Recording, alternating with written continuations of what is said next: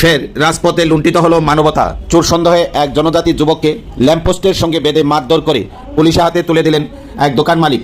ঘটনা মেলাগড়ের motor stand সংলগ্ন এলাকায়।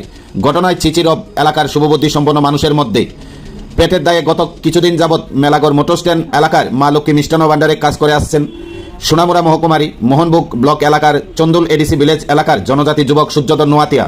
তাকে বৃহস্পতিবার দুপুর 3টা 30 মিনিটে দিন দুপুরে প্রকাশ্যে রাস্তায় ল্যাম্পপোস্টের সঙ্গে দড়ি দিয়ে বেঁধে পেটাতে থাকেন এলাকারই মা লক্ষ্মী মিষ্টান্ন ভাণ্ডারের মালিক সুভাষ দাস। প্রকাশ্যে মানবতা লুণ্ঠিত হলেও তাকে বাঁচাতে কেউ এগিয়ে আসেননি। যুবককে অসহায় বলে সেই সময়ে সামনে থাকা দুজন টিএসআর জওয়ান তখন কিং কর্তব্য বিমূঢ়। দোকান মালিকের অভিযোগ, তিনি অল্প কিছু সময়ের জন্য দোকান থেকে বাড়ি যাওয়ার সুযোগে তার ছেলের মোবাইল চুরি করে পালিয়ে গিয়েছিল যুবকটি।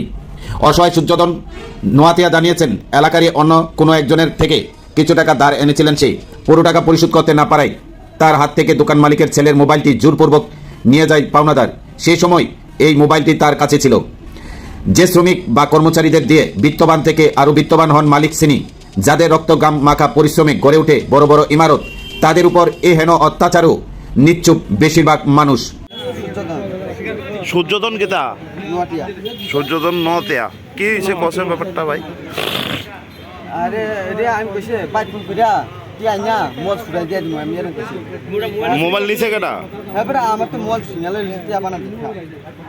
ও আমি কইছি পরে মল রে আমার না এদি মাঝে মলের কইলেন আমরা কই দিয়া দিয়া মল দা আমরা সামনে আমি এবারে ও বাদ গেছিল এবারে আমি কইতে গেছি স্যার কি এবারে কাপড় দিব না এরপর ছিল এরকম কই তুমি মোবাইল করছ নি তা আমি শুরু কইছি না কথা কইছিস না বাদ না ও আমারে কোন দোকান খাওয়া দোকান চিনে না তো দোকান কোন দোকান কিসের টাকা বানা তাইনে? হ্যাঁ তাইনে কি টাকা বানা তোমার থেকে? আগে এবারে তেল লইছিলাম কি থালা থালা কত? দেড় হাজার লইছিলাম 300 টাকা দিছি আর এমনি 12 দিয়ে আমার খানা আমার ভালো কিনিস না। হ্যাঁ ভালো কিনিস না। আচ্ছা আচ্ছা আচ্ছা। নাম কি আপনার?